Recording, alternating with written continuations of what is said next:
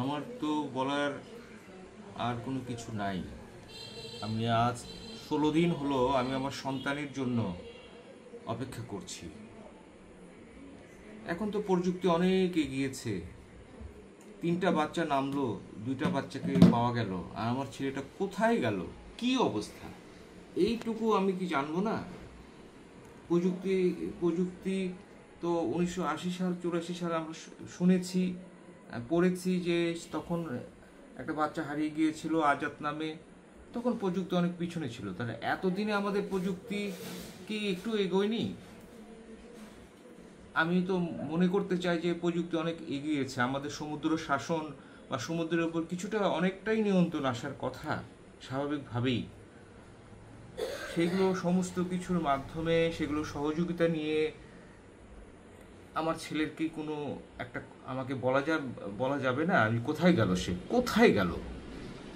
একটা কিছু তো তো একটা আমি আমি আমি কিচ্ছু চাই না, আমি শুধু ছেলেটা কোথায় গেল, আমার ছেলেটা, আমার একমাত্র সন্তান অরিত্র হাসানটা কই গেল, আমি এটুকু শুধু জানতে চাচ্ছি।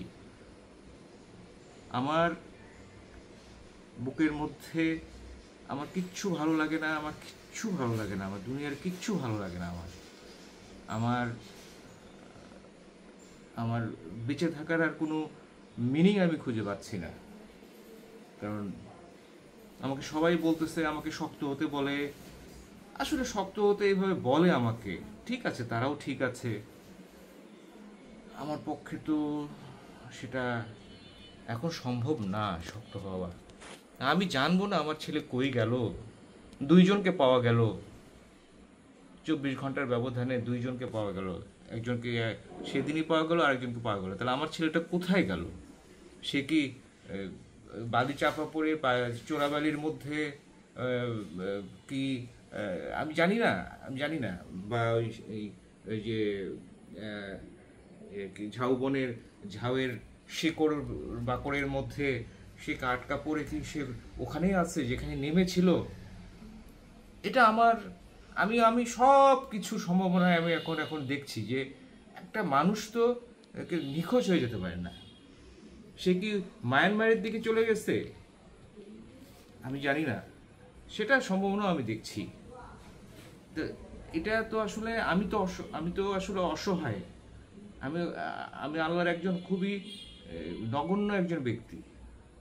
তা আমার এই ছেলেটা আমি আমি শেষ পর্যন্ত আমি যতদিন বেঁচে থাকবো আমি এটাই চাইবো যে আমার ছেলেটাকে আহ, সবাই যারা আপনারা আছেন সবাইকে, রাষ্ট্র প্রশাসন, মিডিয়া, তারপরে সংশ্লিষ্ট সকলেকেই আমি অনুরোধ করব আমার ছেলেটার একটা খবর আমাকে দেন। আমি মেনে নিতে প্রস্তুত আছি, আমি মেনে নিতে প্রস্তুত আছি যে কোনো অবস্থাতে, কিন্তু আমার ছেলেটা এই জায়গায় আছে, এই অবস্থায় আছে, এই হয়েছে, এই খবরটা আমাকে দেন প্লিজ।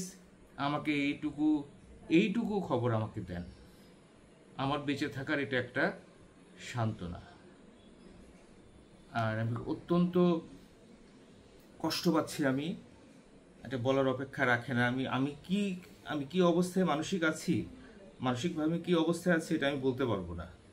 আমি প্রতিটা মুহূর্তেই আমার বেঁচে থেকে আমি মরে আছি, আমি মরে গিয়ে বেঁচে আসছি, এরকম লাইফ ইন ডেথ অবস্থা আমার। আমি এর বেশি আর কি বলবো, আমি আর বলতে পারছি না।